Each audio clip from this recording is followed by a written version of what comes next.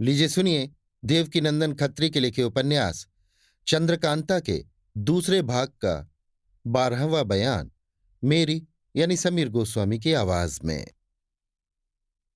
दोपहर के वक्त एक नाले के किनारे सुंदर साफ चट्टान पर दो कमसिन औरतें बैठी हैं।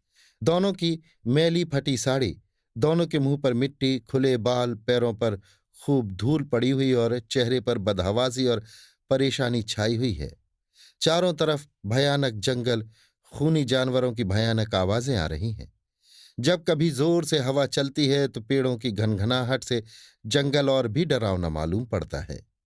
इन दोनों औरतों के सामने नाले के उस पार एक तेंदुआ पानी पीने के लिए उतरा।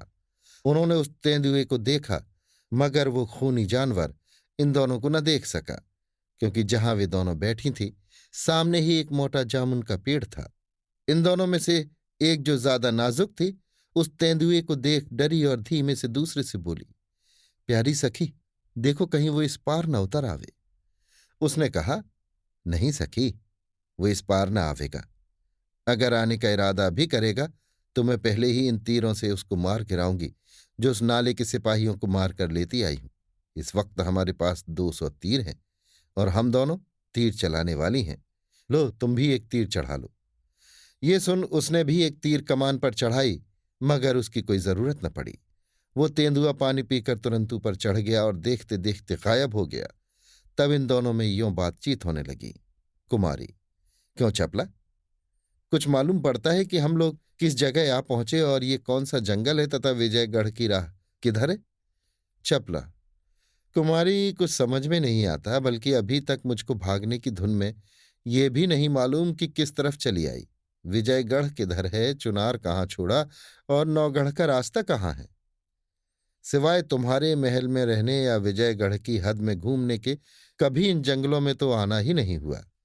हाँ, चुनार में सीधे विजयगढ़ का रास्ता जानती हूं, मगर उधर मैं इस सबब से नहीं गई कि आजकल हमारे दुश्मनों का लश्कर रास्ते में पड़ा है, कहीं ऐसा ना हो कोई देख ले।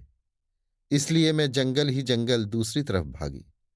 खैर देखो, ईश्वर मालिक है, कुछ ना कुछ रास्ते का पता लग ही जाएगा।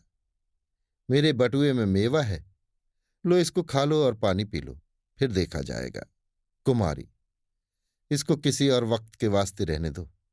क्या जाने हम लोगों को कितने दिन दुख भोगना पड़े। ये जंगल खूब घना है, चलो बेर मकोई तोड़कर खाएं। अच्छा तो ना मालूम पड़ेगा, मगर क्या करें, समय काटना है।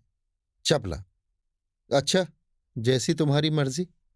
चपला और चंद्रकांता दोनों वहां से उठी, नाले के ऊपर चढ़ इधर उधर घूमने लगीं।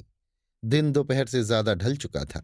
पेड़ों की छाह में घूमती, जंगली बेरों को तोड़ती खाती, वे दोनों एक टूटे फूटे उजाड़ मकान के पास पहुंची, जिसके देखने से मालूम होता था कि ये मकान जरूर किसी बड़े राजा का बनाया हुआ होगा, मगर अब टूट फूट गया है। चपला ने कुमारी चंद्रकांता से कहा, बहन, तुम मकान के टूटे दरवाजे पर बैठो, मैं फल तोड़ लाऊं तो इसी जगह बैठकर दोनों खाएं, और इसके बाद तब इस मकान के अंदर घुसकर देखें कि क्या है। जब तक विजयगढ़ का रास्ता न मिले, यही खंडहर हम लोगों के रहने के लिए अच्छा होगा। इसी में गुजारा करेंगे। कोई मुसाफिर या चरवाहा इधर से आ निकलेगा तो विजयगढ़ का रास्ता पूछ लेंगे और तब यहां से जाएंगे।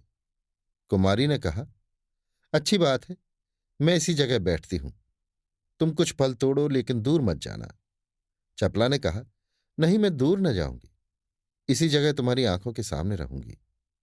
ये कहकर चपला फल तोड़ने चली गई।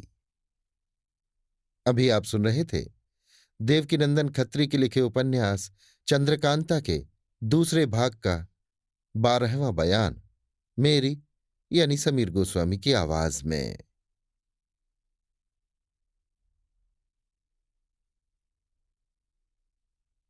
Worried about keeping up with your fave friends all summer?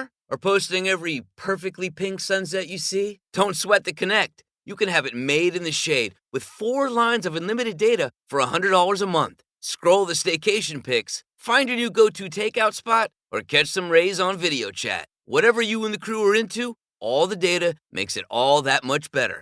Smile, you're on Cricket. Cricket Core acquired on 4 lines. Data speed limited to 3 megabits per second. Cricket may slow data speeds when the network is busy. Additional fees, usage, and restrictions apply.